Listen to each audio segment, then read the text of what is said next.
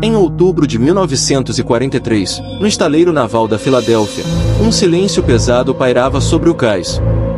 O contratorpedeiro USS Eldridge, recém-pintado e imponente, estava ancorado, cercado por cabos grossos e equipamentos experimentais. Soldados caminhavam apressados, evitando falar alto, como se cada palavra pudesse ser captada por ouvidos invisíveis. Havia algo diferente naquele dia, algo que mesmo os marinheiros mais endurecidos não sabiam explicar. Dentro do navio, os corredores estreitos e abafados estavam repletos de cabos elétricos, bobinas imensas e máquinas improvisadas que chiavam e pulsavam com energia. Não era um navio comum, haviam transformado o Eldridge em um laboratório flutuante, um campo de teste para uma tecnologia que poucos compreendiam. Oficiais sussurravam sobre invisibilidade, mas a palavra ecoava mais como superstição do que ciência. Os homens da tripulação, jovens em sua maioria, recebiam ordens secas: manter posição, confiar nos superiores, seguir o protocolo. Mas o desconforto era evidente. Havia histórias circulando, rumores de que ratos sumiam ao se aproximarem das bobinas, de que ferramentas deixavam de refletir sob a luz, e até de sombras humanas projetadas em paredes onde ninguém estava presente. Na manhã marcada para o teste, o clima estava sufocante. O céu, carregado de nuvens cinzentas, parecia pressionar o estaleiro inteiro. Um grupo de cientistas civis, vestidos de jalecos sujos de graxa e suor, ajustava controles e manivelas, enquanto oficiais observavam em silêncio. O comandante do navio, pálido mas firme, ordenou aos homens que se posicionassem. Ninguém ousou desobedecer. Quando os geradores foram ligados, um zumbido profundo percorreu o Eldridge. As lâmpadas tremeram e uma estranha névoa esverdeada começou a surgir ao redor do casco. O ar se tornou denso, vibrante, como se o mundo inteiro estivesse sendo puxado para dentro de um vórtice invisível. Soldados no cais observaram com espanto enquanto o navio parecia ondular diante dos olhos, como uma miragem prestes a se desfazer. Dentro do Eldridge, o terror começou. Os tripulantes sentiram o chão vibrar sob seus pés, e alguns foram jogados contra as paredes, incapazes de se mover. Um cheiro metálico e enjoativo tomou conta do ar. Havia gritos, não apenas de dor, mas de confusão. Homens gritavam que seus corpos não respondiam, que suas mãos atravessavam o metal, que a pele queimava sem fogo. Um marinheiro, desesperado, tentou correr até a escotilha, mas seus braços atravessaram o corrimão como se fosse fumaça, ficando presos dentro dele. Um metal sólido se fechou sobre sua carne, fundindo-se com ossos e músculos. Ele gritou até sua voz se desfazer em um soluço seco. Outros tentaram arrancá-lo dali, mas cada toque resultava em choques elétricos, queimaduras invisíveis que devoravam a carne. O navio desapareceu diante dos olhos dos que assistiam do cais. Primeiro, sumiu sob uma névoa cintilante, depois se apagou como uma sombra que nunca existiu. Onde antes havia ferro e aço, restou apenas água agitada e um silêncio impossível. Os oficiais se entreolharam, sem saber se aquilo era vitória ou desastre. Segundos se tornaram minutos. Minutos se tornaram uma eternidade. Então, com um estalo ensurdecedor, o USS Eldridge reapareceu, ainda envolto em névoa. Mas algo estava errado. Muito errado. Do convés, alguns homens corriam em desespero, mas outros estavam imóveis, congelados em posições grotescas. Um tripulante estava fundido à torre de artilharia, seus olhos arregalados para sempre em pavor, metade do rosto engolida pelo aço. Outro emergia do piso do convés até a cintura, como se tivesse sido engolido pelo navio. Alguns respiravam, agonizando, pedindo ajuda, mas não havia como socorrê-los. Nos corredores internos, a cena era ainda pior.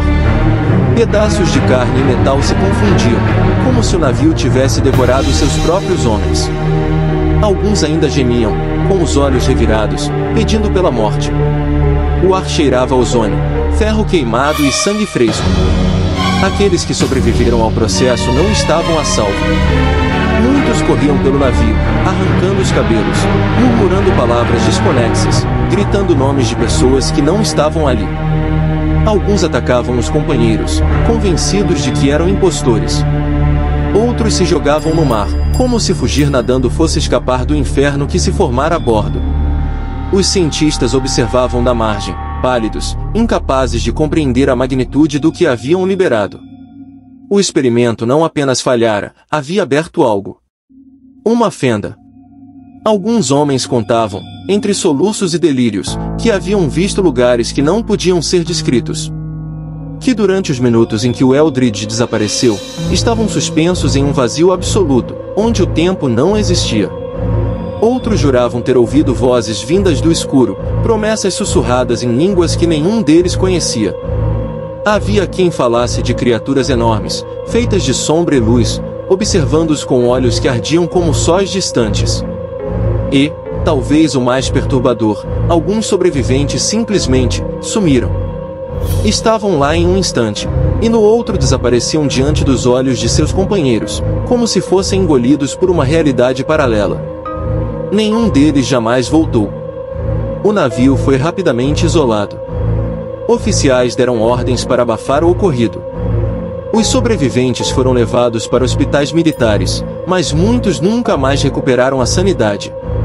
Alguns não suportaram as vozes que continuavam a ouvir em suas cabeças, terminando os dias em celas acolchoadas ou colocando fim à própria vida.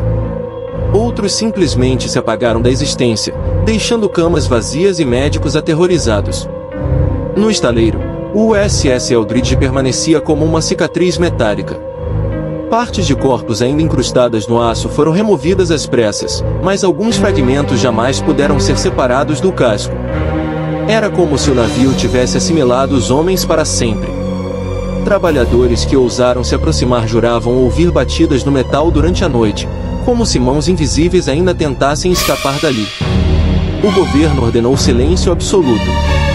Documentos foram trancados, relatórios destruídos.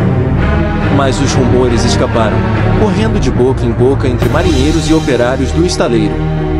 Falava-se de um navio maldito, que atravessara o tempo e o espaço, e que agora carregava em si as almas dos condenados.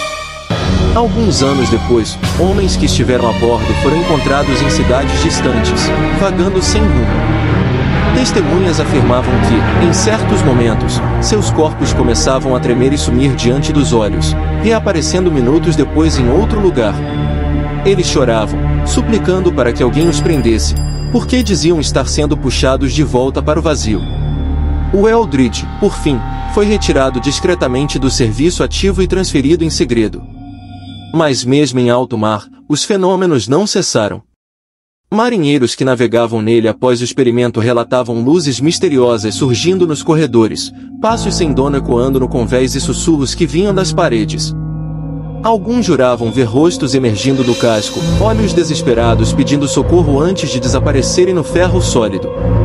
O que começou como um teste para esconder um navio dos olhos inimigos transformou-se em algo muito maior e muito mais sombrio.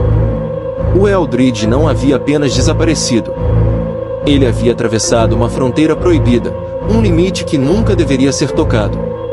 O navio era agora uma ponte maldita entre mundos, e seus homens, mártires de uma ciência que ousou desafiar o que estava além da compreensão humana.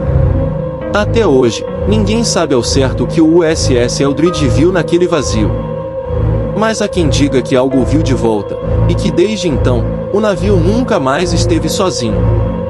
Agora se inscreva no canal e deixe o gostei se não vou atrás de tu, cabra.